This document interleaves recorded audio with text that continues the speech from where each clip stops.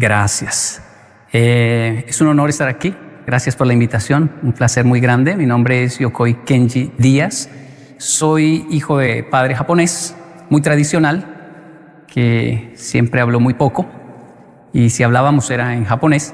Mi madre es colombiana, latina, habla hasta por los codos. Y crecí viéndolos en un convenio de mi padre solo habla japonés con ella y ella solo le responde en español. Ellos entienden mutuamente el idioma opuesto. Ya no se dan cuenta de esto, pero la consecuencia es que somos 4 hermanos que crecimos escuchando 2 idiomas y sintiendo una empatía profunda por 2 culturas muy distintas, muy diferentes. Soy casado hace 23 años. Tenemos 2 hijos. Kenji David tiene ya 22 años, nuestro hijo mayor. El menor tiene 16, Keigo Daniel. El mayor nació en Japón, el menor en Colombia. Soy trabajador social. Me dedico hace muchísimos años a analizar patrones de comportamiento en nuestra sociedad para entender un poco el porqué de cosas muy positivas como la disciplina del japonés y sus éxitos, algunas muy negativas como el porqué del suicidio en un país como Japón, de cosas muy positivas como el porqué de tanta alegría y esa capacidad de improvisar del latinoamericano, el porqué de la violencia en Latinoamérica y patrones de la pobreza que son difíciles de combatir. Debo decirlo para iniciar, no soy coach, no soy un líder, ¿cómo llama?, motivacional, positivista o algo así. Y no tengo la culpa de lo que a veces acontece en redes. Quiero decir, no sé cómo explicarlo. A veces me llegan, por ejemplo, frases interesantes, muy motivacionales, de Yokoi Kenji, con una foto de Yokoi Kenji que yo nunca dije. Y las veo y digo, wow, pero yo no. Pero pues son buenas, así que me las aprendo ya que son mías, ¿no? Y porque se viralizan a veces. No soporto ver mis propios contenidos, mis propios videos. No sé por qué. Pasa mucho, ¿no? Uno no soporta escuchar su propia voz por ahí. Yo hablo así, ese es mi tono. Pero me he obligado a hacerlo porque me asustan algunos videos donde llegan con ciertos títulos como 10 pasos para alcanzar el éxito según Yokoi Kenji. Y yo digo, wow, ¿cuáles son? No los conozco. O sea, ¿yo cuándo dije eso? Entonces me siento a ver y son retazos de varios videos, conceptos que tomaron, crearon uno y crearon, y yo, ya lo entiendo, y se hizo viral. Me llegó uno peor que decía, ¿cómo ser rico según Yokoi Kenji? Ahí sí me senté con mi esposa, le dije, veamos ese video a ver cómo somos. Lo peor es que lo digo yo. Soy trabajador social, así que estaba haciendo un trabajo social y alguien me dijo, hey, hay varios Yokoi Kenji por ahí, porque como usted no tiene redes, nacieron varios Yokoi Kenji por su contenido que otros están filmando. Yo, pero no entendía, fui a ver y encontré varios Yokoi Kenji. Les escribí, o sea, hablé conmigo mismo varias veces. Fue raro realmente hablar con personas. Hey, ¿qué está haciendo, loco? Les decía yo. ¿No? ¿Qué hace? Sí, hijo mío, ¿qué quieres? Me decía. No, ¿cuál hijo mío? Yo soy Yokoi Kenji. Y me respondían, ¿y yo cómo sé que tú sí eres Yokoi Kenji? No, pues yo por lo menos sé que tú no eres, devuélveme el nombre.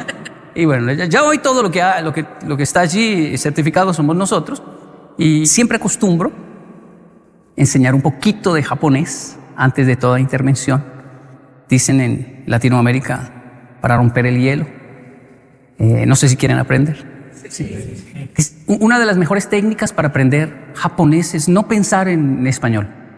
Eso solo disfrutarlo como si fuésemos niños. Tal vez por eso le va muy bien a los niños aprendiendo otro idioma. Con todo respeto, como si fuésemos niños, con todo respeto, nariz en japonés se dice hana. Por favor, haga así conmigo. Hana. Excelente. Mimi. Una vez más. Hana. Mimi. Kuchi. Eso es fácil por lo de kuchi kuchi, ¿verdad? Otra vez, por favor. Mimi. Kuchi. Hana. Me. Ojo se dice me. Y la última, atama. Atama. Hana, me, kuchi, mimi. Vi que aprendieron. Por favor, tóquese mimi. Muy bien, excelente. Por favor, tóquese kuchi. Ese es fácil. Por favor, tóquese hana. Muy bien, no, iban bien. Estaban bien. Por favor, tóquese me. Ahora sí, atama. Solo hay una forma de verificar si realmente lo aprendimos o no. ¿Qué le parece? De pronto sea prematuro, pero es que lo veo haciéndolos muy bien. Yo me toco la parte del rostro y usted lo pronuncia en japonés. De pronto funciona. Intentemos.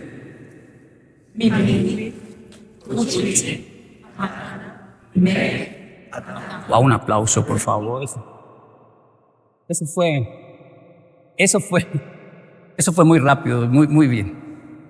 Hola Yokoi, mi nombre es Franz y me ha parecido muy interesante por un lado la mezcla cultural que tienes, por un lado la japonesa, por otro lado la colombiana, y me pregunto esa combinación de culturas que ha representado para ti y si podrías un poco hacer una valoración de cada una de ellas, qué es lo que sacas y aprendes de cada una de ellas también.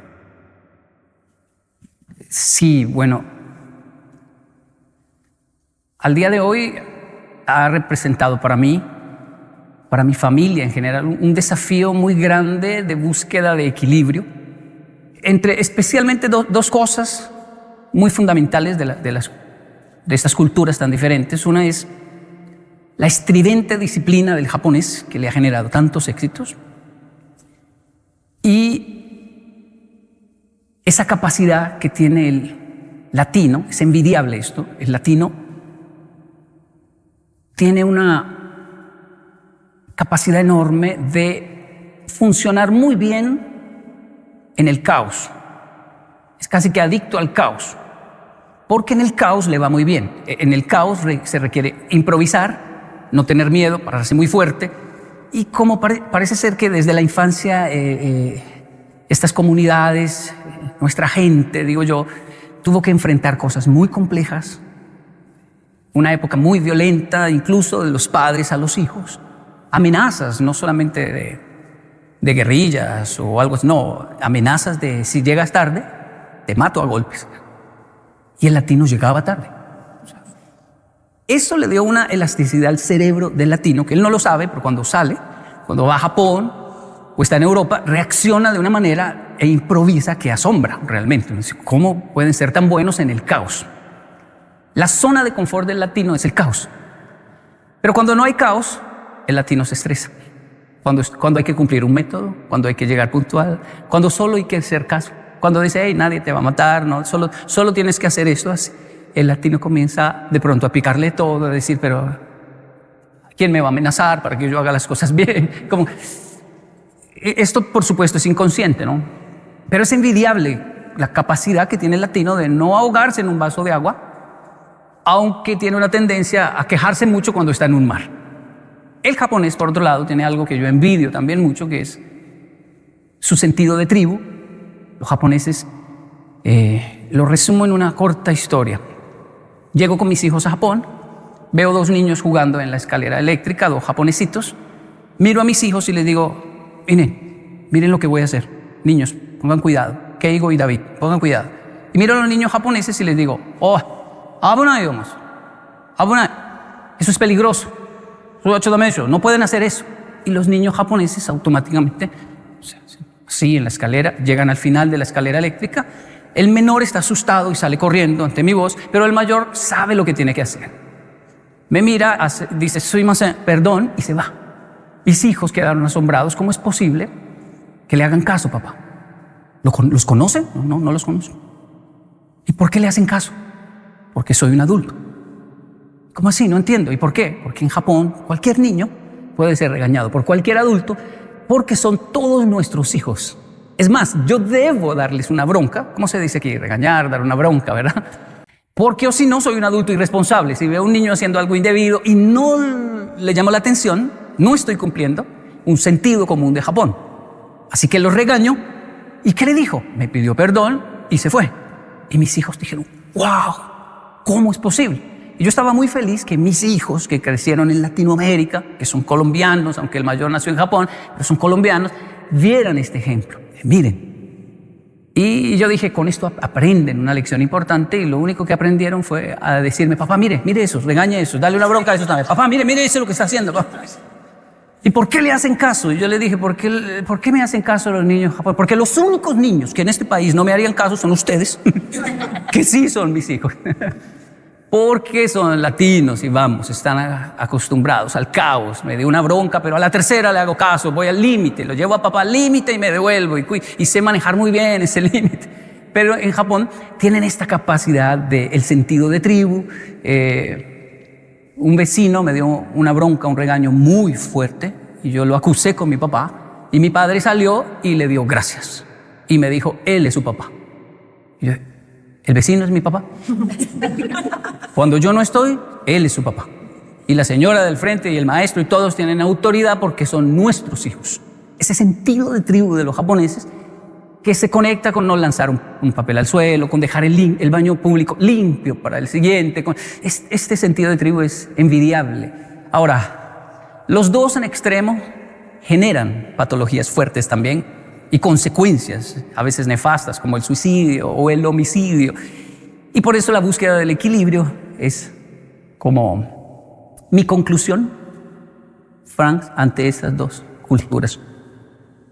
Hola, Yokoi. Soy Jesús. Te he escuchado en alguna charla hablar sobre los conceptos de Ikigai y Shimei. Y me gustaría que explicara su significado y nos diera algún ejemplo. Muchas gracias. Gracias, Jesús. Sí. Ikigai y Shimei. Bueno, Shimei es propósito de vida, lo que vine a hacer a este mundo, y habla de hacer. Y una de las conclusiones del Shimei más importante es que tiene que ver con el ser humano, con servicio al prójimo. En el proceso, uno en el Shimei a veces dice, no me interesa el ser humano, me interesan las tortugas, quiero salvar tortugas. Las tortugas son más lindas que el ser humano, son inofensivas, voy a salvarlas. Pero siempre cuando se va avanzando dice, bueno, necesito más seres humanos para salvar más tortugas. Necesito el ser humano. Y es hermoso porque alguien decía, hablando de defender la fauna y la naturaleza, Yokoi, pero si borráramos al ser humano de la tierra, florecería todo. Se acabarían todos los problemas del mundo. Sí, pero ¿quién daría esa noticia? ¿Quién haría poesía sobre eso? ¿Quién vería la primavera? ¿Quién nos enseñaría a suspirar y a ver la belleza de... Ya tuvieron los dinosaurios su momento, fueron protagonistas, ahora somos nosotros. Y aunque somos un problema, al mismo tiempo somos una de las mejores soluciones también para muchas situaciones. Eso es Shimei. El mundo de Shimei es muy interesante. Ahora está el concepto del Ikigai. El Ikigai ya no tiene que ver con el otro, sino conmigo. El Ikigai es algo interno. Un ejemplo sencillo es que si yo tengo un Shimei definido, un propósito de vida definido, se puede truncar si acontece un accidente, si caigo preso por alguna razón y entonces ya no puedo ir a salvar las tortugas, o se puede truncar un propósito si pierdo mis manos, entonces debo cambiar a otro. Pero el Ikigai no se trunca por nada. Si caigo preso, allí florece también el Ikigai. Si pierdo mis manos, florece aún más. El Ikigai es algo que viene adentro, es de adentro. Y por eso una de las traducciones es sentido de vida. Yo, cuando hablo de Ikigai o Shimei, digo, están en japonés, ¿no? Pero no significa que sean japoneses. Es como el quinto sabor, ¿no? El umami. Le pusieron umami, pero no se lo inventaron los japoneses. Solo colocaron este término, gustó, así se bautizó, pero el Ikigai y el Shimei es igual, está en todo lugar. Crecí con un abuelo colombiano, un paisa, es decir, de esa zona donde tiene un acento muy peculiar, y hombres de negocios. Entonces él siempre hablaba mucho y decía una frase fascinante, mi abuelo. Todos en la familia, cuando hablamos del abuelo, podemos repetir la frase del abuelo. Él decía, acento colombiano, no hermano, a ese precio que yo le estoy dando, eso es un regalo. Es más, lléveselo, mijo, y si no le gustó, no me lo paga. Hágale, lléveselo. Y así vendían las cosas. Es decir, llévesela, que yo estoy seguro que le va a gustar. Si no, no me lo paga. esa seguridad, por supuesto, generaba estrés en mi abuela. Decía, lo van a robar, nadie va... No, pero él tenía una seguridad y vendía. Y era un hombre, un comerciante, distinto a mi padre japonés, un hombre de empresa. Mi abuelo era un comerciante. Y él cae en cama por cáncer. Yo viajo de Japón con 16 años a visitar al abuelo en su lecho, donde ya le habían dicho en el hospital, llévenlo a la casa para que muera, parta con sus familiares. Y yo fui a Colombia a mis 16 a ver al abuelo. Y la abuela me contó, ¿cómo le parece la que me hizo Jaime Gómez, mi abuelo? ¿Qué hizo, abuelita? Me dijo, pláncheme todas las camisas y los pantalones y cuélguemelos ahí al frente, por favor. Quiero verlos. Entonces le planchamos todas las camisas y los pantalones. Todos los días venían muchas personas a visitarlo, porque él influyó en muchos, así que me decían eran 5, a veces 10 personas diario tocaba recibir, porque el abuelo lo conocía mucha gente, y todos venían a desearle que se mejorara, y se veía la tristeza en las personas, a ver a aquel hombre tan fuerte, postrado en una cama, pero él algo les decía y todos se llevaban una camisa, un pantalón. Y mi abuela se acercó a la puerta y escuchó la frase, eso es un regalo, y a ese precio que le estoy dando, no, es un regalo, hermano, lléveselo.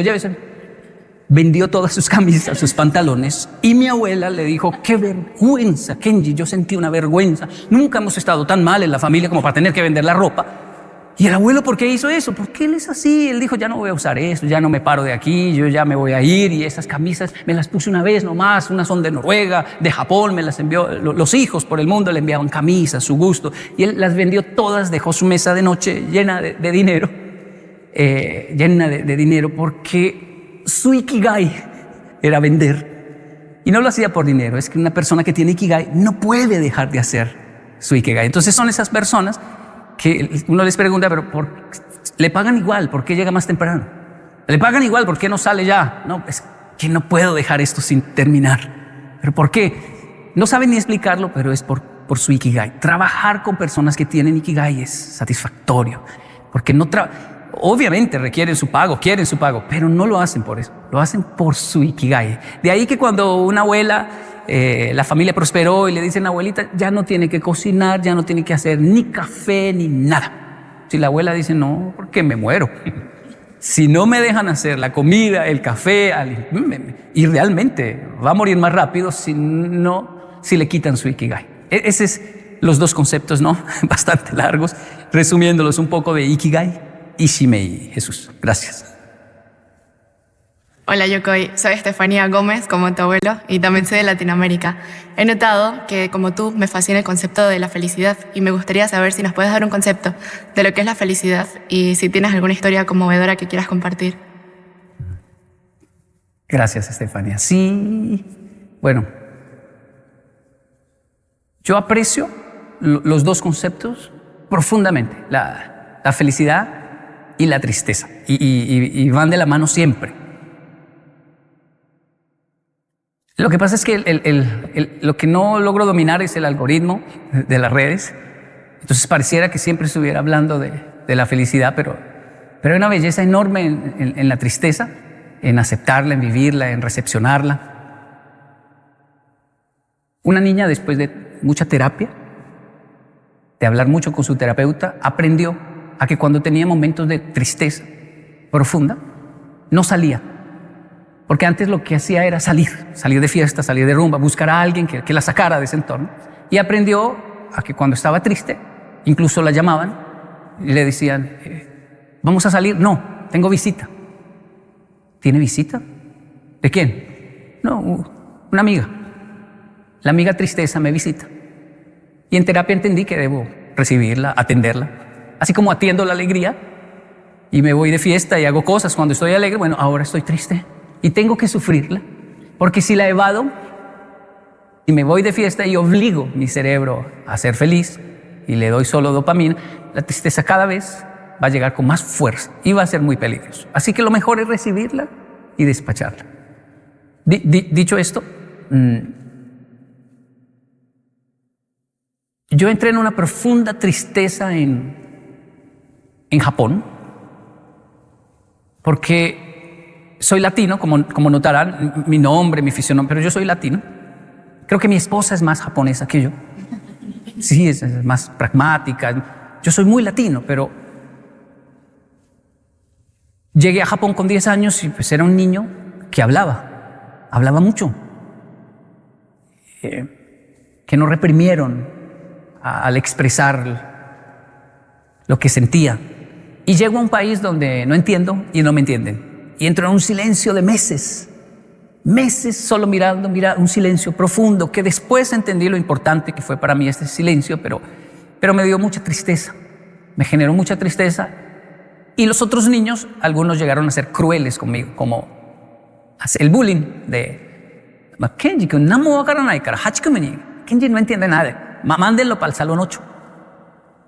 Yo era del salón 5, éramos del salón 5. Existía el salón 6, pero no el 7. O sea que el 8, yo deduje, debe ser como una forma japonesa de decir que lo manden para el infierno porque no entiende nada, algo así. Caminando por la escuela descubrí que sí existía el salón 8, Hachikumi, salón 8. Lo recuerdo hasta hoy. Fui muy feliz en el salón 8. Me paré en la puerta del salón 8 a mirar y decir, sí, aquí es donde me envían siempre que no entiendo algo. Y cuando miro hay una maestra con 7 alumnos, la mayoría con síndrome de Down. Era el salón de los niños especiales, el salón 8. Estaban jugando con plastilina, masilla de color, caían mucha saliva a los pupitres. La maestra tenía una toalla y cada uno tenía una toallita y con eso limpiaba la boquita de los niños y una para limpiarlos. Yo quedé hipnotizado viendo esa escena y comencé a sentir mucha rabia porque dije, por eso me enviaron al salón. Hasta eso me demoré al entender. Ya sé lo que me quieren decir con... Y quería ir a golpearlos, era tan fácil para mí golpearlos.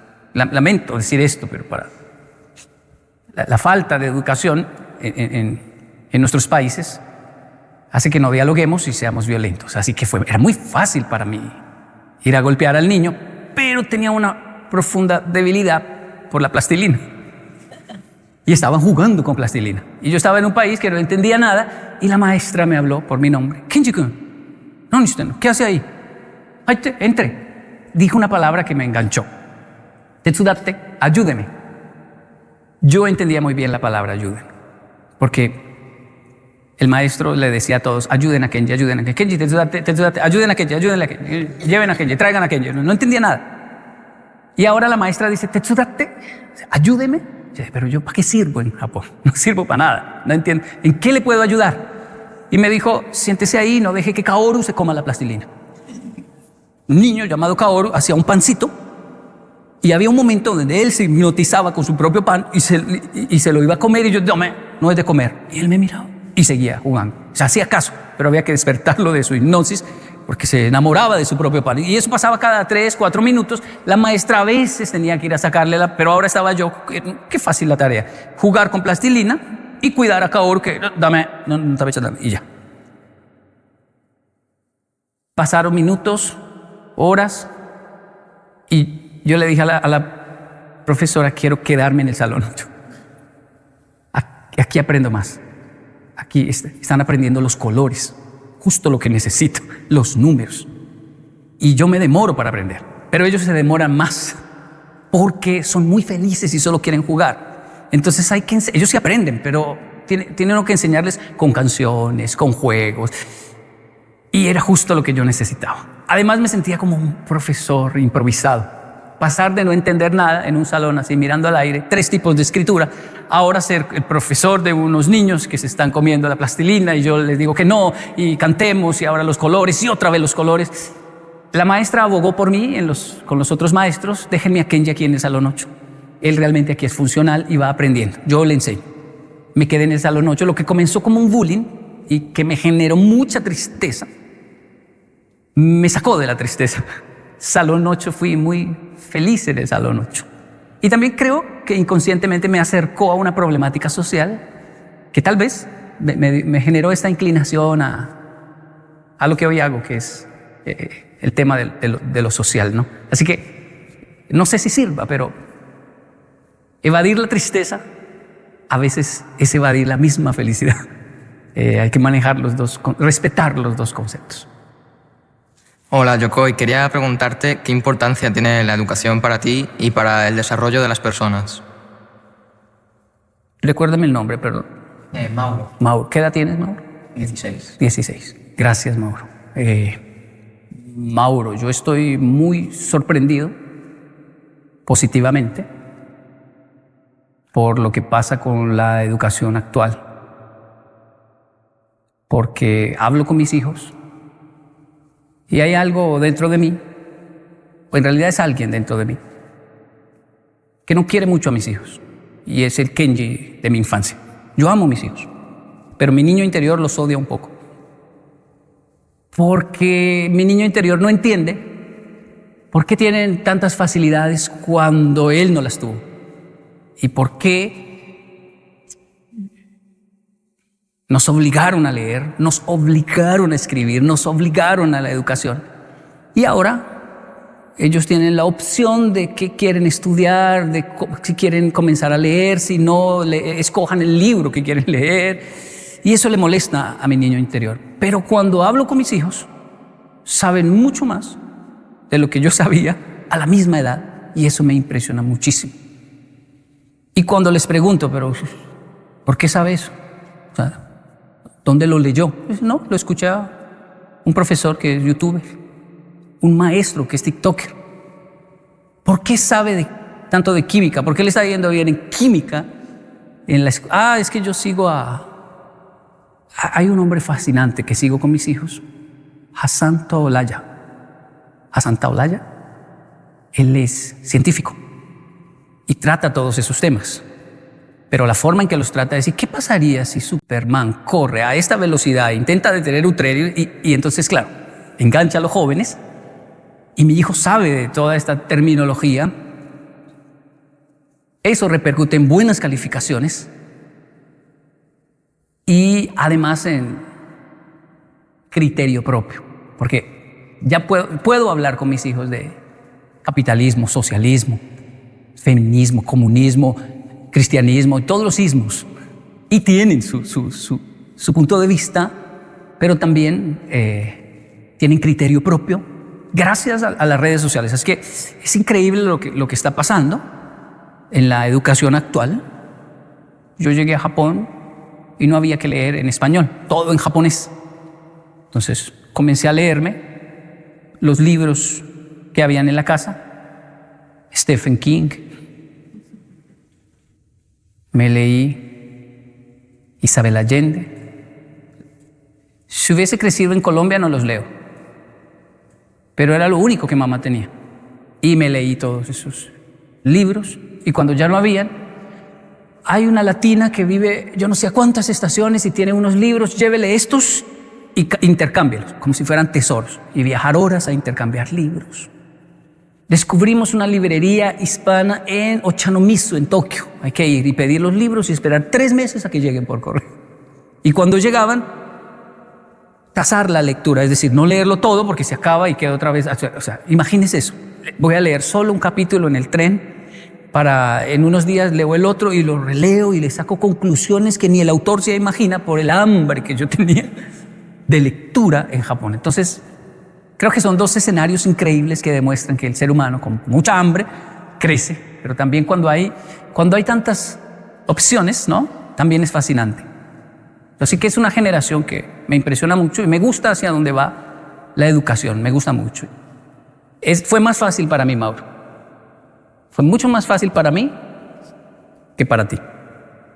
Porque yo solo tenía una opción, ser traductor y estudiar humanidades y no más. ¿Qué quiere hacer Kenji? Eso. ¿Y por qué? Siente una pasión profunda porque no hay sino eso. Es más difícil para Mauro. Cuando le muestran tantas, es muy difícil, el cerebro sufre. Y el adulto es muy cruel, dice, pero mire, yo solo tenía eso y lo hice, ¿cómo no va a poder con todo lo que le estamos dando? Pues eso es lo difícil. Es increíble, pero cuando uno está en una nevera, y si solo hay una salchicha y unos huevos, adivine qué vamos a comer.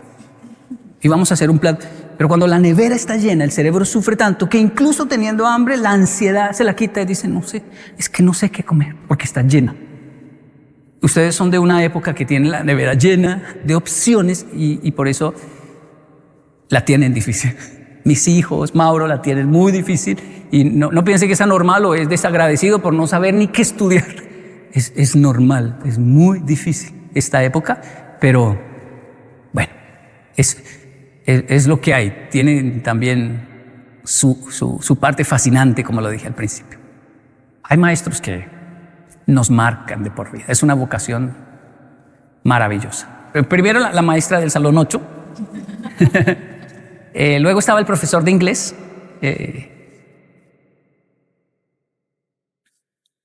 Saito Satoshi Umemiya, en realidad, el maestro,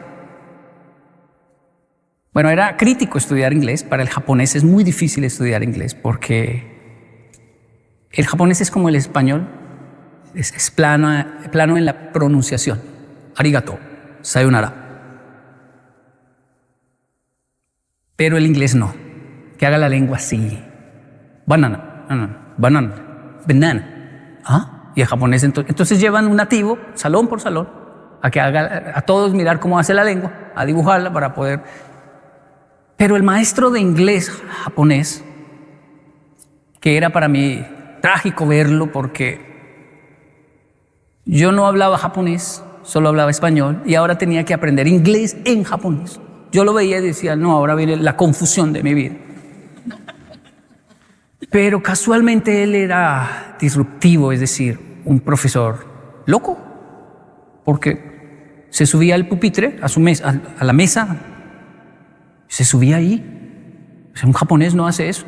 Nunca. Él se subía y gritaba, Minasan, jinse wa subarashi, la vida es maravillosa. Y saltaba y lo escribía en inglés.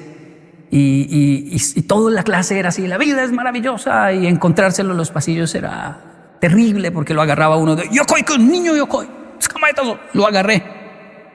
La vida es maravillosa. Y pues uno decía, qué maravilloso le ve a la vida. Cuando hay que aprender inglés en japonés y ya se me está olvidando el español, no entiendo japonés, menos voy a aprender inglés, estoy confundido. Mi vida es una tristeza y tengo que aguantar a este señor gritando que la vida es maravillosa. Yo me gradué a los 18 años, lo vi en la estación de Nakayama. Él me invitó a un café, es que parecía un latino. Coge Dominico, vamos a tomar café. Y hablaba y seguía igual y yo lo miraba y yo me sentía ya. Yo era ya traductor de una institución importante, yo me sentía como adulto, como serio, como... De hecho, cuando nos vimos, él gritó, Yokoi, niño Yokoi, la vida es maravillosa. Y yo corrí como a decirle, cállese, qué vergüenza, yo ya soy un adulto. A esa edad uno piensa, soy un adulto, no, soy un niño. Y él hablé duro, un japonés muy diferente. Y le dije... Yo le pregunté, porque dije, bueno, tal vez nunca lo vuelva a ver. Tengo muchos planes de viajar por el mundo, pero quiero sacarme esta espina con este profesor. Y se lo dije. No le dije ridículo, ¿no? Que eso era lo que pensábamos todos. El maestro es tan ridículo. Maestro, ¿usted por qué era tan dinámico? Le dije, tan alegre. Los japoneses no son así. Los otros profesores también lo veían raro. Y usted sigue así. Y él, mezclando el café, me dijo, Himitsu nanda, es un secreto. Pero como no eres más mi alumno, te lo voy a contar. Mi esposa, profesora también. Nos conocimos en una convención de maestros. Nuestra pasión, enseñar. No quisimos tener hijos porque teníamos muchos todos los días atendiendo. Pero ella cayó en cama con leucemia. Yo prometí quedarme con ella hasta el final, arrodillado, incluso irme con ella. Y un japonés cuando dice eso es kamikazes, harakiri, es honor samurái, me muero por la causa. Y esta causa no es una guerra, es mi esposa, es el amor, me muero con ella. Pero ella no le permitió ni siquiera que se quedara arrodillado con ella. Le dijo, si me amas de verdad, tienes que ir a enseñar, porque yo no puedo, estoy en una cama. Y mi única felicidad en este momento es saber que mi esposo está yendo a enseñarle a los niños. Así que dame el honor de partir de esta vida sabiendo que estás enseñando. Y él le dijo, no puedo. ¿Cómo te voy a dejar aquí? No puedo. Si me amas, lo puedes hacer, Saito. Y entonces él se levantaba, se limpiaba las lágrimas y le decía, le voy a probar que y se iba a la escuela. Llegaba, me contó él, a la escuela, ahí a la entrada donde todos llegábamos, tomaba aire, se limpiaba sus lágrimas y decía, Chieco, te pruebo que te amo. Y entraba a enseñar. Y cumplía la consigna de la esposa, porque le dio consigna. Sonríele a los niños y diles que la vida es maravillosa, que la disfruten. Y por eso hacía eso. Obviamente, cuando él me cuenta eso, yo no lo puedo ya ni mirar. Yo lo había juzgado de ridículo. Yo estaba así, viendo mis lagrimones caer, y él diciéndome, no llore, que no le contesto para que llorara. Ella ya partió, pero ella me enseñó a vivir. Ella me enseñó que la vida es maravillosa. Por eso los maestros sabían y a mí siempre me dejaron hacer todo ese escándalo, porque era una promesa que tenía que cumplirle a mi esposa. Yo le pedí perdón al maestro ahí, le dije, Gómez Nasai, perdón maestro, yo pensé que usted era un ridículo, un tonto, usted es un héroe. Nunca lo olvidé hasta hoy. De hecho lo recuerdo, siempre que paso un momento muy difícil, me acuerdo del maestro y digo, vamos, la vida es maravillosa. Ahora es donde hay que probarlo. Por aquellos que no están, por aquellos que partieron. Tenemos siempre personas valiosas en nuestra vida por las cuales hay que levantar la cabeza y continuar. Gracias por recordar.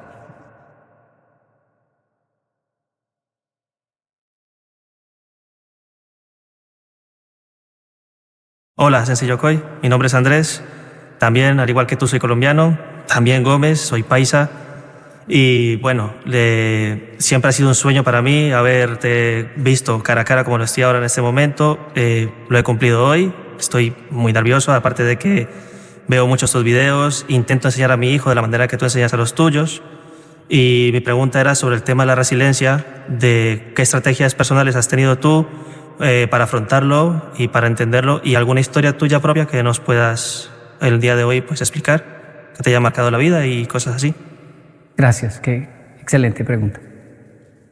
Sí, es una palabra que aprendimos a pronunciar en nuestro mundo hispanohablante, en castellano, resiliencia, y que adquirió una connotación más importante en la pandemia, ¿no? La resiliencia.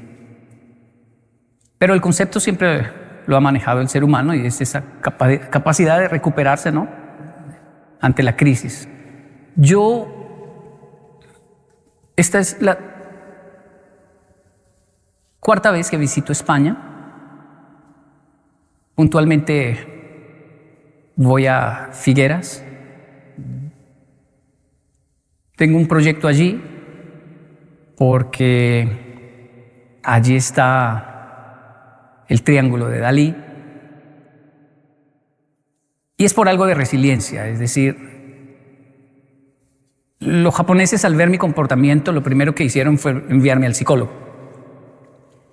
Y yo les decía, ¿pero por qué me envían al psicólogo si los otros niños japoneses también golpean? También se agarran a golpes, ¿por qué solo a mí? Por las respuestas. ¿Cuáles respuestas? Cuando le preguntamos a un niño japonés por qué golpeó, los japoneses bajan la cabeza, lloran, dicen perdón, no sé qué me pasó, no debía hacerlo. Pero cuando le preguntan a Kenji por qué golpeó, usted levanta la cabeza y dice, él se lo ganó, él se lo ganó. Él se la buscó y está muy feliz. Y claro, yo venía de una cultura donde los adultos lo miraban a uno, ¿qué le pasó en la jeta, en la boca? ¿Por qué tiene la jeta reventada? ¿Por qué tienes la boca golpeada? Peleé en la escuela. ¿Se puso a pelear en la escuela? Y en Colombia hacían, ¿y cómo quedó el otro? Ah, ¿el otro? Sí, no, peor. Ah, bueno. Eso es lo que le preocupaba a los adultos. No estamos criando bobos. Qué bueno que le dio. Entonces se acabó. O sea, imagínense, crecer así. Me llevan a Japón, porque yo estoy orgulloso de agarrarme a golpes con todo el mundo. Va para el psicólogo. Y el maestro comienza a tratarme. La terapia, hasta el día de hoy yo voy a terapia, es muy importante para mí. Es esencial para mí la terapia. Creo que los países más desarrollados, yo los reconozco no por sus edificios y carreteras, sino por el desarrollo cognitivo de sus ciudadanos. Si se normaliza la terapia, uno dice, estoy en un país, desarrollado donde las personas hablan de sus patologías tranquilamente y dices, como cuando dicen, hoy ya se normalizó decir soy intolerante a la lactosa, esa leche es lactosada o no. Así también debe poco a poco el ser humano ir desarrollando el normalizar las patologías y decir, hey, yo tengo estos problemas, estos niveles, me altero, soy muy sensible a las emociones. Entonces ya los amigos saben, él grita así, pero o no lo expongamos a ciertas situaciones. Porque es sensible a las emociones, o el otro no lo es, no es que nos odie, es que él se ríe así, de poquito, y ahí está feliz. Entonces Japón es así, y yo aprecio la terapia por eso. Pero cuando el maestro, el psicólogo me dijo, ¿dónde soy Gotosh? ¿Por qué hizo eso? Porque habían cosas que yo hacía que realmente no tenían sentido, adicto al caos. De eso que está todo muy bien, me estoy portando bien, todos me están elogiando, y hay una voz dentro de mí que dice, no puede ser, hay que romper algo, güey. O sea, no, la vida no, qué miedo, algo malo va a pasar, y yo no voy a esperar que pase, voy a romper algo, voy a generar, y generaba caos. ¿Y por qué soy así? Y después, si me sentía muy mal ante el psicólogo, llorando, también lloraba mucho, pero ¿por qué cree que es así? Y mi conclusión, tal vez muy occidental, latina, no sé, casi, yo creo que estoy loco, maestro.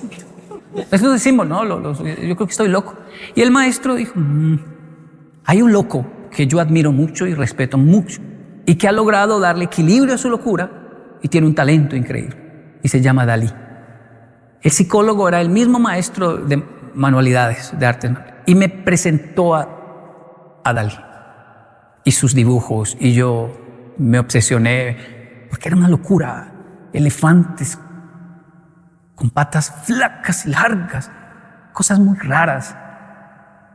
Era como si alguien expresara todo el caos que había en mi cerebro y era una forma de ver a otro diciendo, hey, no estás tan loco. Y esto se puede pintar y esto se puede expresar. Y nunca olvidé a Dalí. Pasaron más cosas con Dalí. Y una vez una familiar de mi esposa me dijo, estoy viviendo en Figueras. Ah, sí. ¿Y qué tal es Figueras? No, es bonito, vienen muchos, por ahí hay muchos japoneses. Sí, ¿y por qué? Vienen a ver, hay un pintor que no sé, tiene su casa ahí y la gente. ¿Y cómo se llama? No sé, Kenji, pero investigue, ay, es ese, tiene bigotes, es Dalí. Y entonces viajamos a conocer Dalí y hay fisuras, fracturas en el ser humano.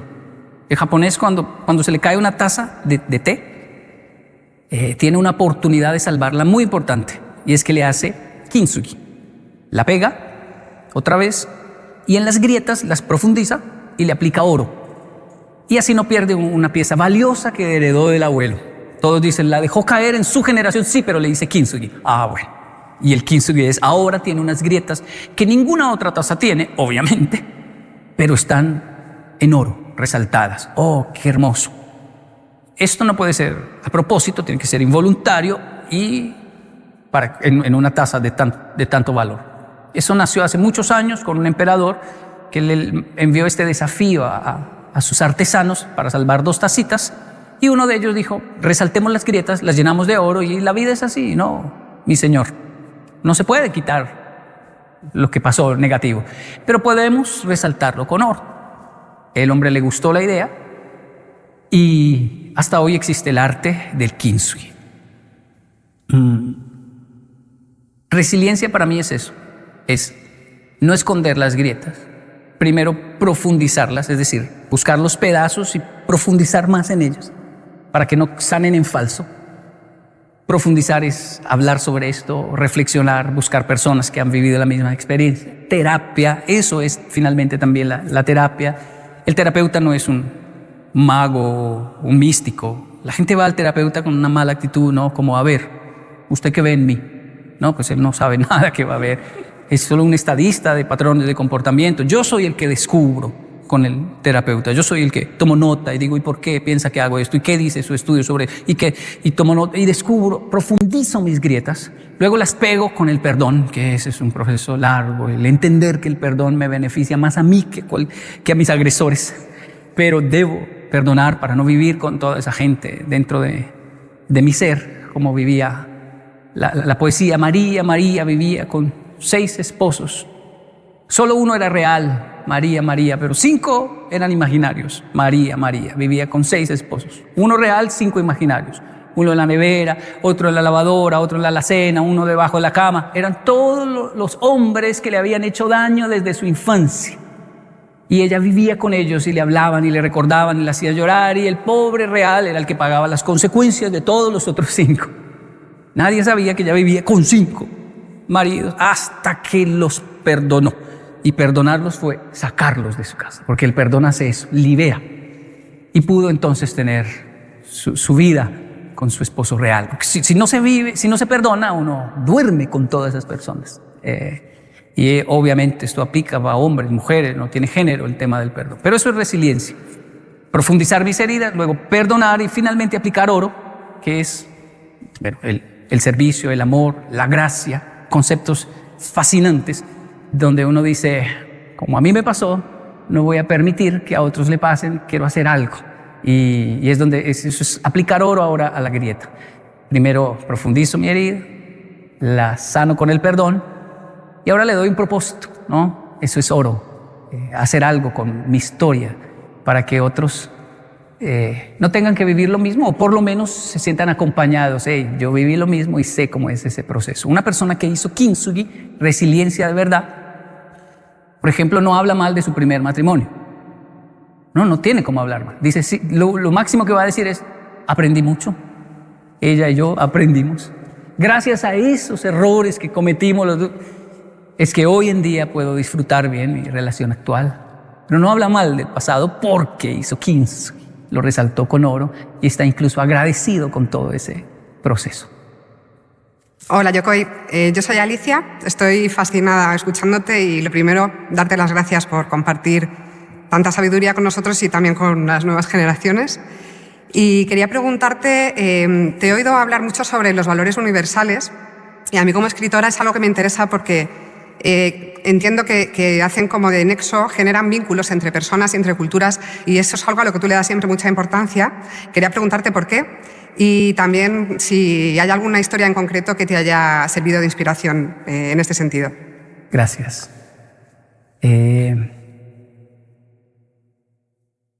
Es que son diferentes, ¿no? Los japoneses y los colombianos. Son muy diferentes. Su fisionomía. Los colombianos ven a los japoneses todos iguales, todos son iguales. Y los japoneses ven a los colombianos y también dicen, todos tienen la nariz grande, todos son iguales. Todos tienen los ojos grandes. Al principio ese choque genera un choque cultural, le llaman. Y adversidad. Uno dice, son muy distintos. Y conforme uno investiga, uno dice, no puede ser. Es la misma gallina en Japón y la misma gallina en Colombia, pero la gallina en Colombia hace kikiriki, ¿cierto? ¿O no? ¿Aquí cómo hacen en España? Kikiriki. Los japoneses dicen coquecoco. Dicen, no, una gallina no hace coquecoco, güey, ¿cómo se qué? Y quiero ir a escuchar a una gallina japonesa, a ver si es que cacarea en japonés. Coquecoco. Y ellos escuchan coquecoco. Y así hay tantas cosas que uno dice son diferentes. Para ellos el semáforo o la manzana verde no es verde, es azul, pero es la misma manzana. ¿Por qué la ven azul? Ahora. Y son tantas diferencias que uno se siente como que no, son otro planeta, jamás vamos a entendernos, esto es muy distinto. Y poco a poco me gusta ver la vida del migrante, porque yo visito muchos países y veo migrantes que ¿cuánto lleva? 3 meses y estoy que me muero, estoy llorando. ¿Cuánto lleva? 1 año y ahora, bueno, no me he muerto, ya lloro menos. 1 año y medio, ¿y cómo está? Odio a estos y odio a estos me cae bien, estos no tanto, estos sí son... Y 2 años, ¿cómo va? Los odio a todos. 3 años, ¿cómo va? Los amo a todos, todos son lindos.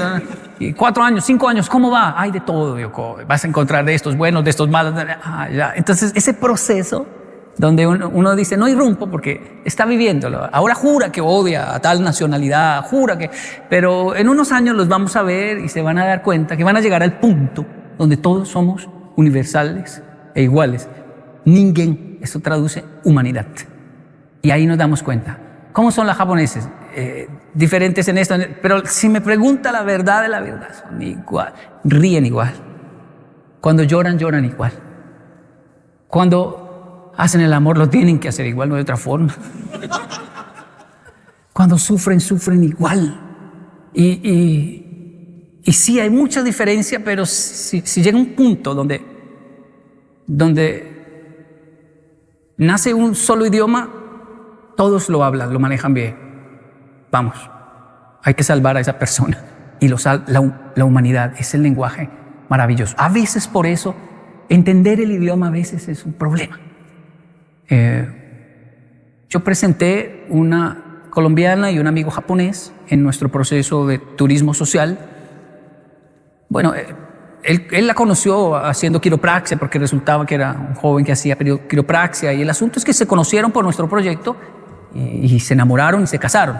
Pero Hirokazu, él no habla español, no hablaba bien español, y Andrea no hablaba japonés. Y la gente me decía, Kenji, pero ¿cómo se van a entender? Pues se entienden de maravilla porque no hablan el mismo idioma. Y es como mis padres. ¿Cómo así? Cuando discuten, la discusión es corta. De hecho, la discusión llega a un punto donde dice, uy, es que me da rabia porque igual no me va a entender. Y no le puedo atacar más. Y el otro dice, tampoco puedo defenderme más. Y solo se miran con mucha ira o mucha rabia y después se les va a pasar. En una pareja que maneja el mismo idioma, la discusión puede durar hasta las 2, 3, 4 y 5 de la mañana. Y a esa hora mirarse, los dos hispanohablantes, y decir, ¿es que yo hablo en chino o qué? ¿Por qué no me entiendes? Incluso ya ni se acuerdan porque pelean. Están cansados. Ni saben, porque el idioma a veces es un problema. Y es que hay un lenguaje universal que es mejor que nuestro propio idioma. Y es la sonrisa, no sé cómo decirlo, pero tomarle la mano, vamos, yo lo llevo, vamos, yo le indico. Ya, hay una película que me fascina, que se llama Un cuento chino. Es argentina. Es de un chino que llega a Argentina y hay un argentino muy parco, muy mal carácter, mala leche, dicen, pero no lo puede negar, es un ser humano. Y la historia que pasa de ahí para allá es fascinante. Este tipo de realidades me fascina. Cuando se convive con tantas nacionalidades, uno comienza a descubrir que el que hace mala cara tal vez sea un dulce por dentro. Y el que sonríe mucho tal vez me robe.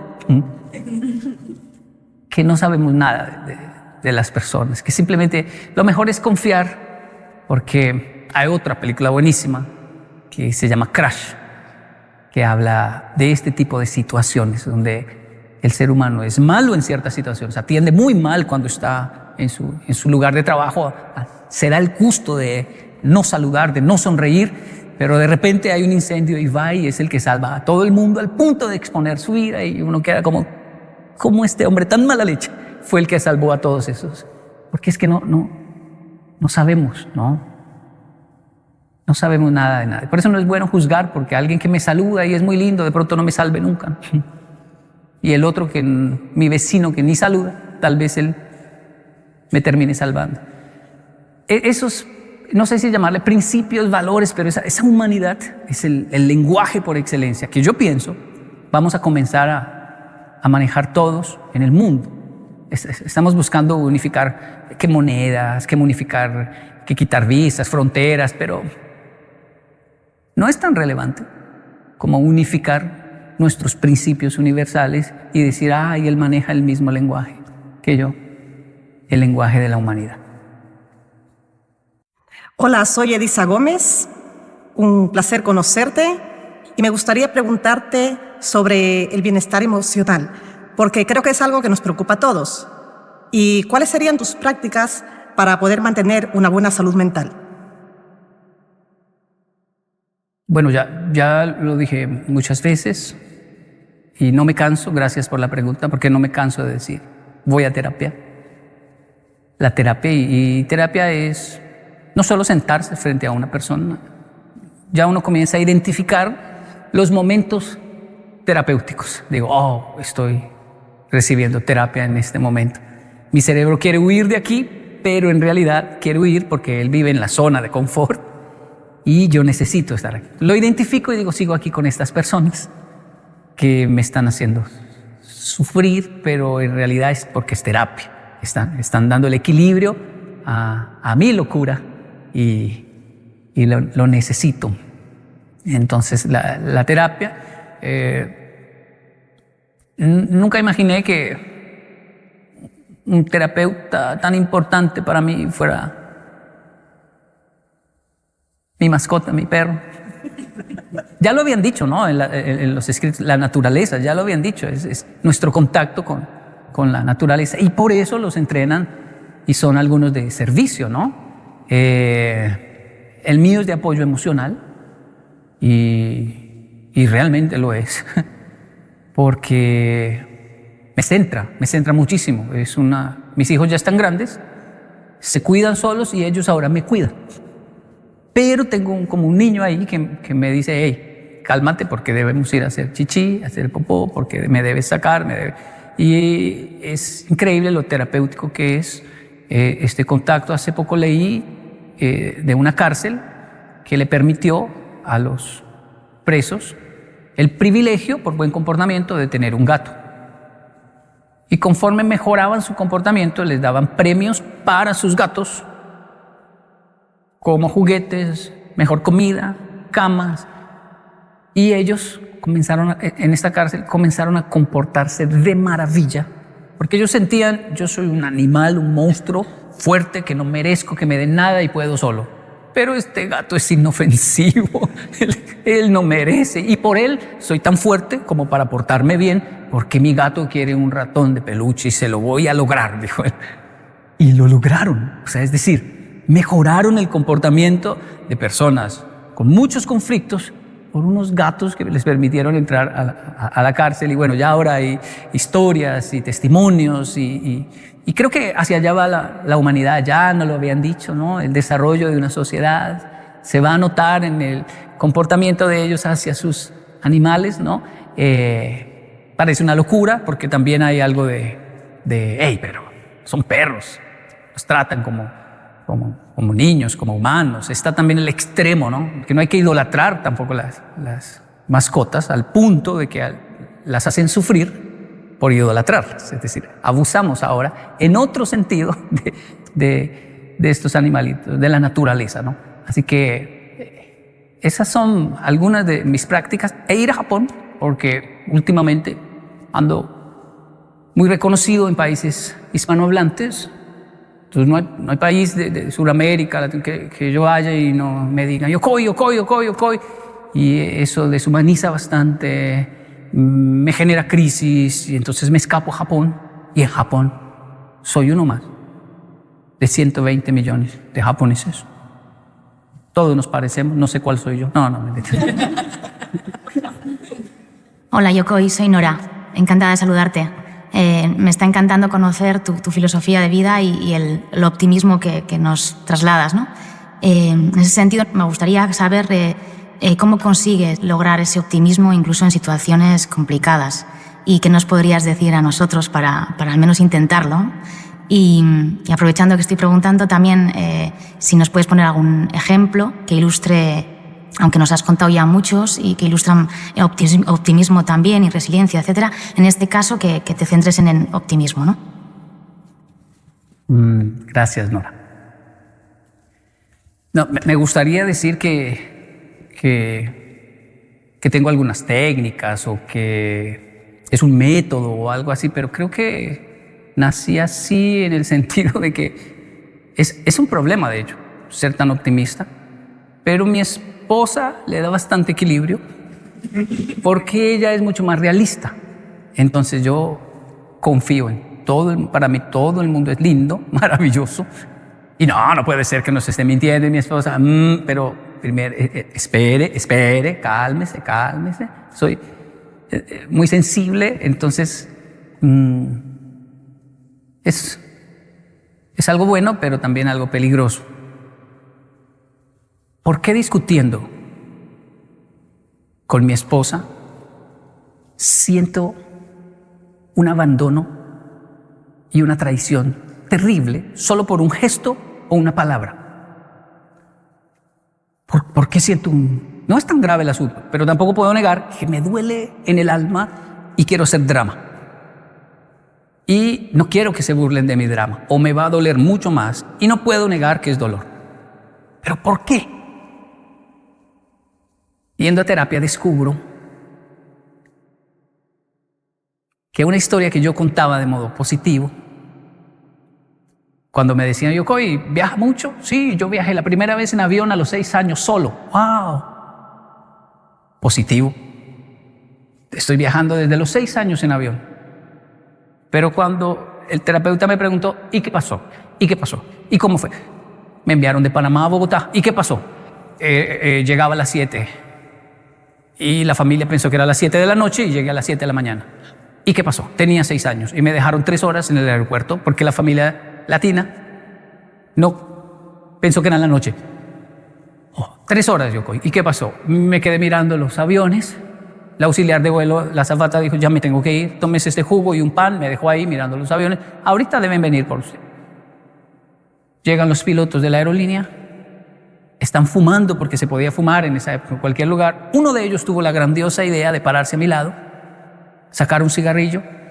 Y me acuerdo hasta hoy lo que me dijo. Yo estaba viendo los aviones, yo no lo miré y él dijo, no, chino, lo dejaron.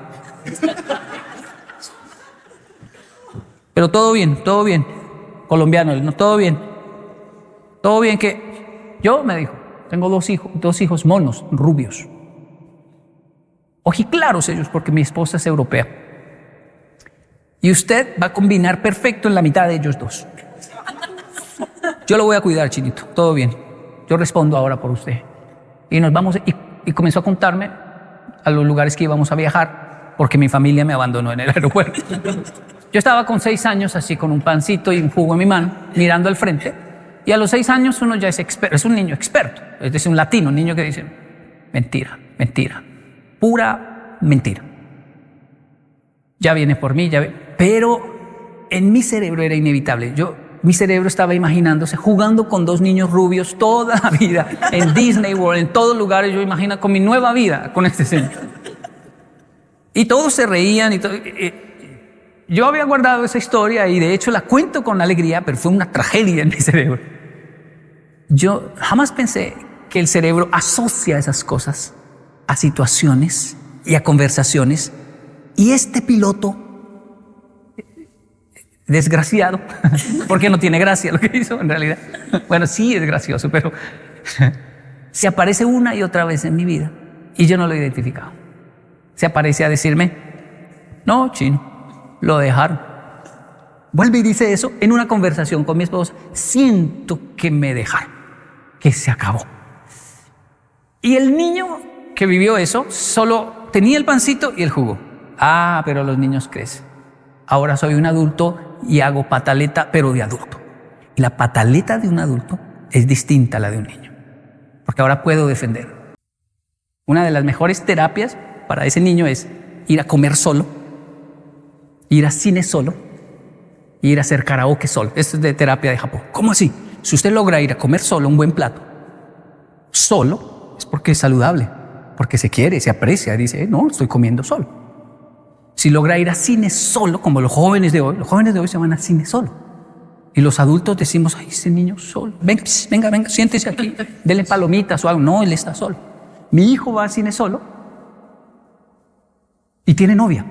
Y se fue al cine solo. Sí, pero usted tiene novia, sí. ¿Por qué? Es que ella no entiende de Spider-Man. Spider-Man es importante. Wow, o sea, son saludables emocionalmente. No quiero responder preguntas, no puedo perderme nada. Ir a comer solo, ir a cine solo, ir a hacer karaoke solo. Un karaoke, cantar para mí, sin grabar, sin un en vivo, no, es para mí.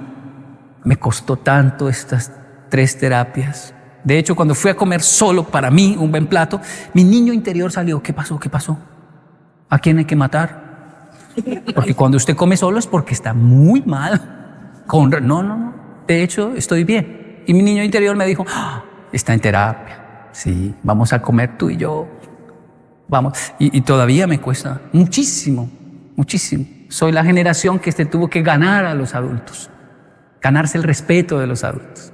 Nuestros hijos son los que nos escuchan decir: no tienes que hacer nada para ganarte mi respeto, yo te respeto, te amo, no tienes que hacer nada para sentirse amado, yo te amo, te quiero, así. Y desde ahí vamos a conquistar las diferencias. Así, más o menos así, terapias que hago. No siempre lo logro, a veces pierdo los estribos, pero por lo menos ya sé de qué sufro.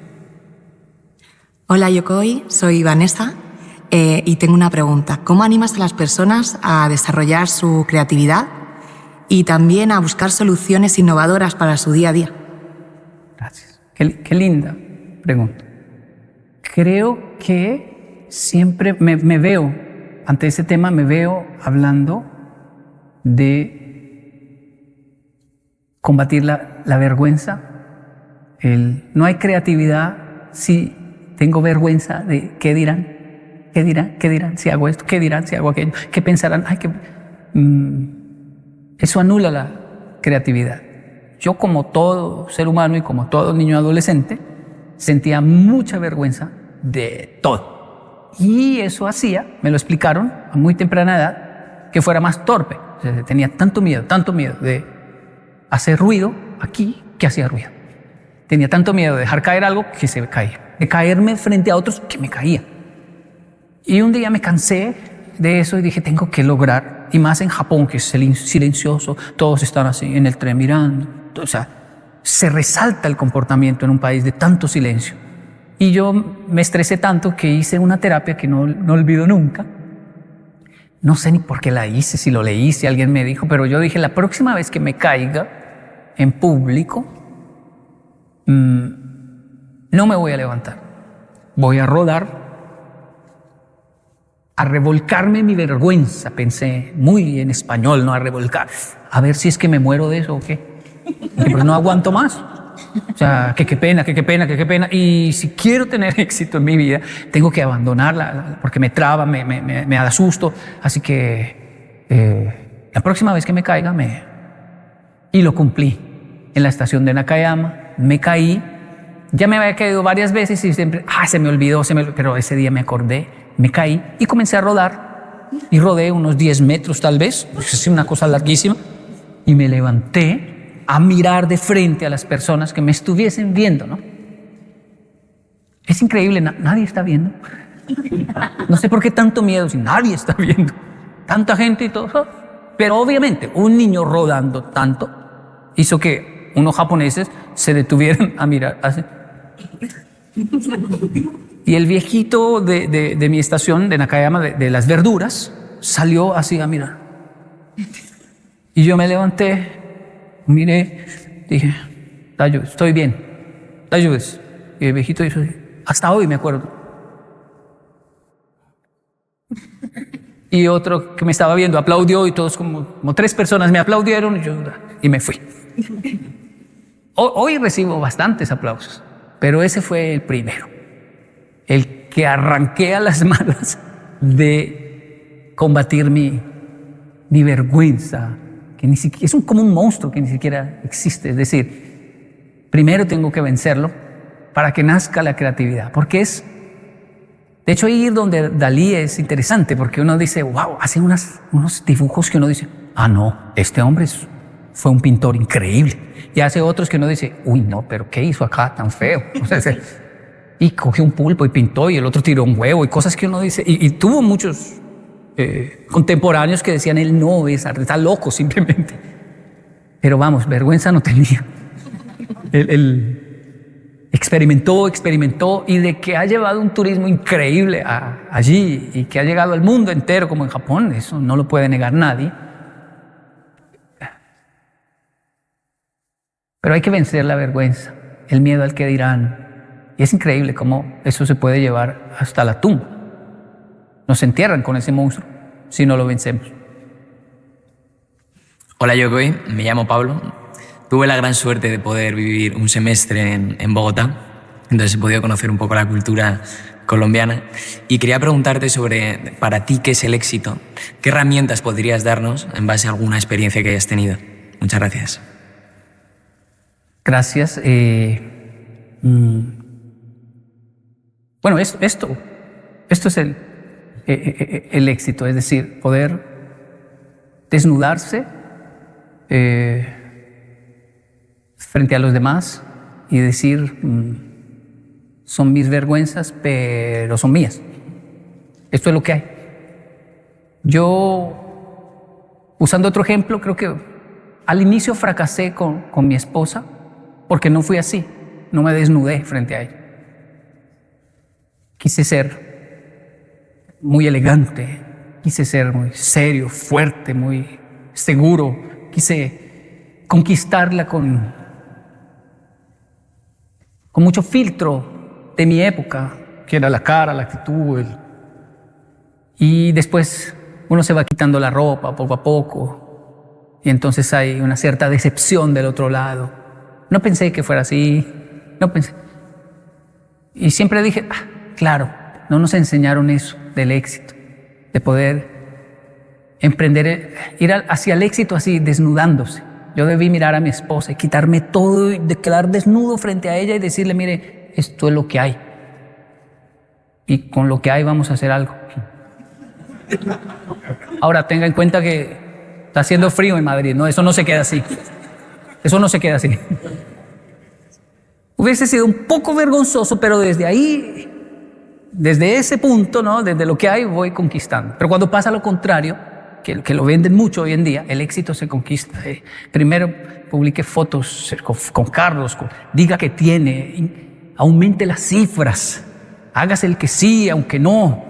Y uno dice, no sé, también le llaman humo, mucho humo. Y en algún momento se va a ver la realidad y lo mejor es comenzar de abajo, sin perder obviamente la dignidad, pero comenzar desde donde estamos, decir esto es lo que hay y con lo que hay que lograrlo. En una época donde hay tantas herramientas para el éxito, donde se habla tanto del éxito, se está perdiendo la autenticidad, ¿no?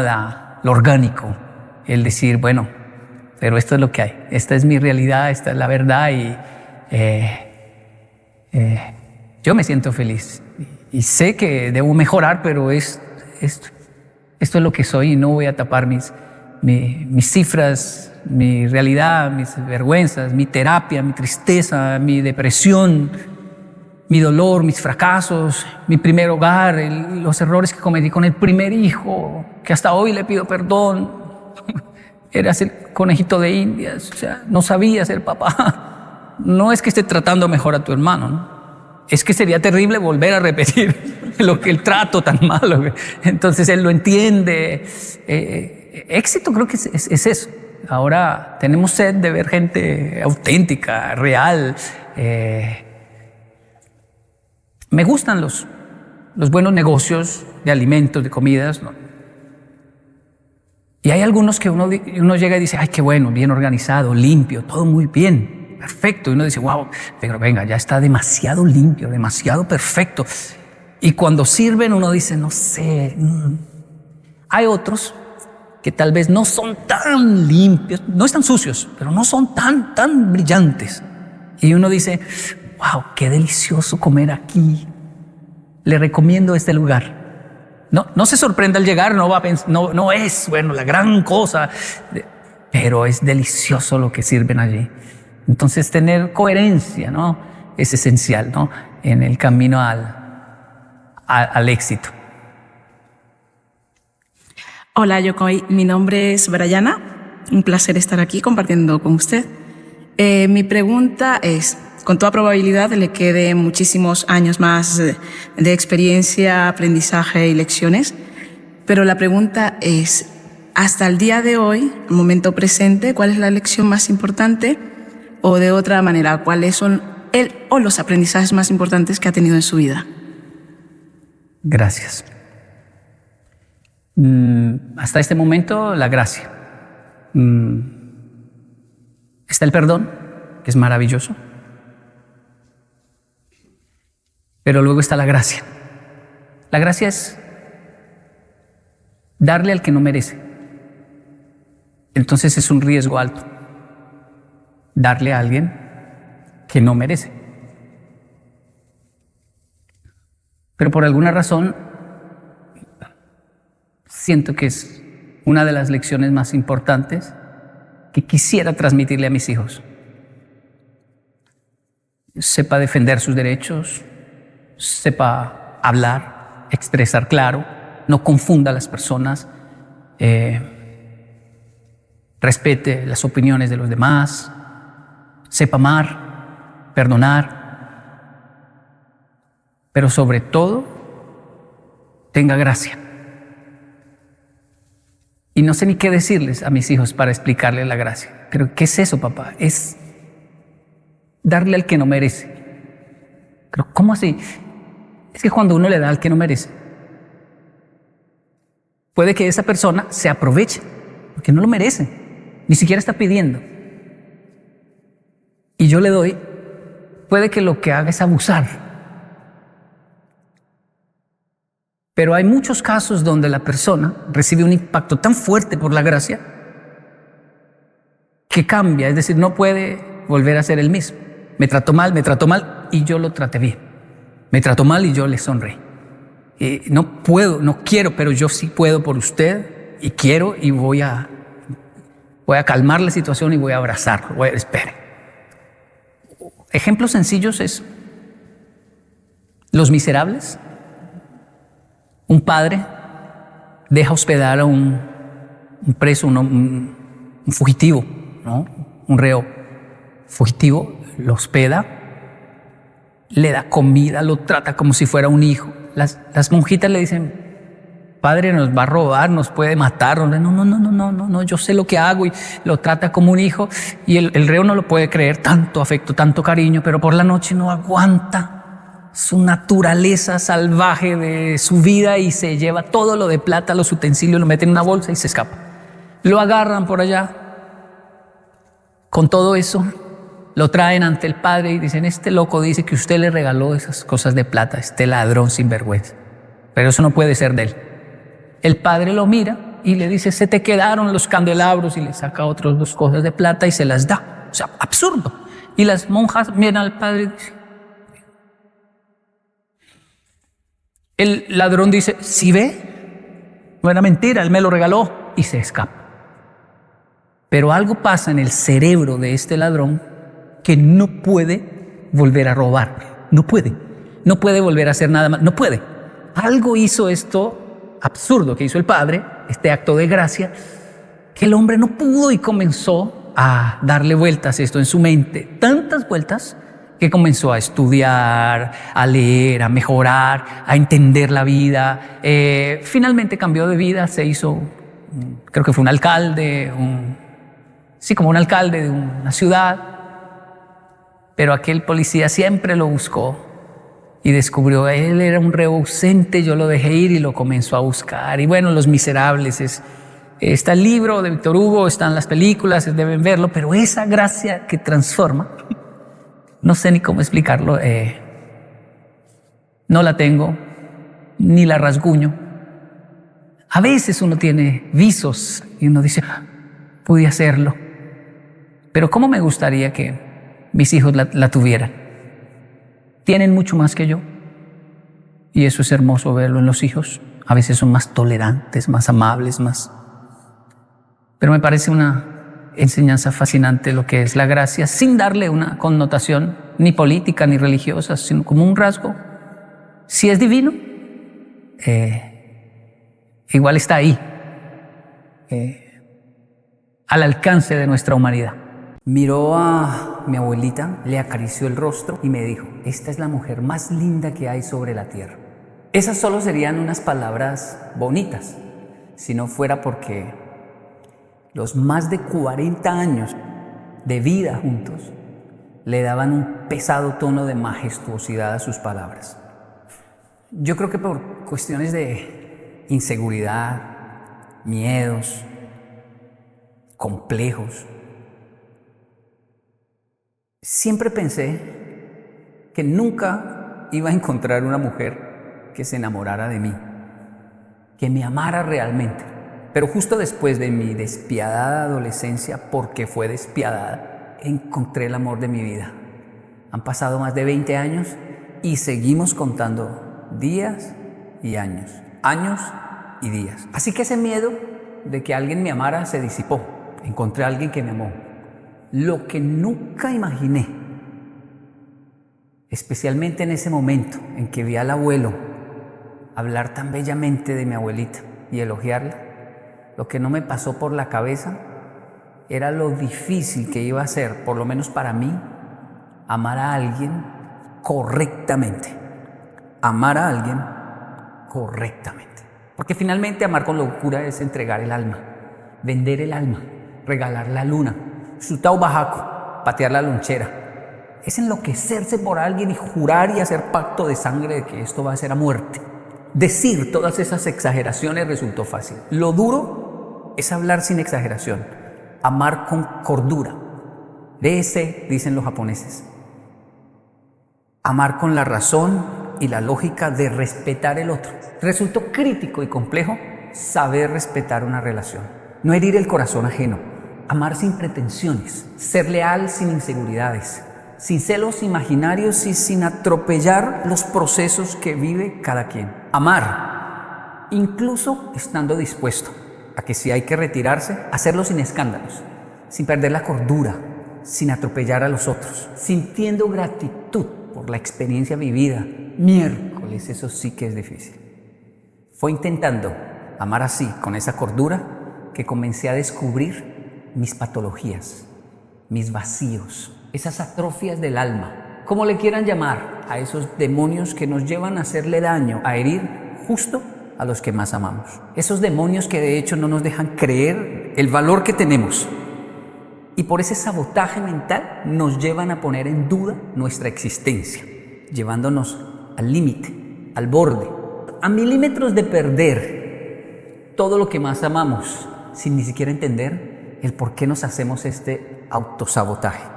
Y parado ahí, en ese borde del abismo, de arreglar la situación. Y para mí, no hubo otro camino que desbaratar mi alma para poder volverla a armar correctamente. Emprender el camino a volver hacia mis raíces.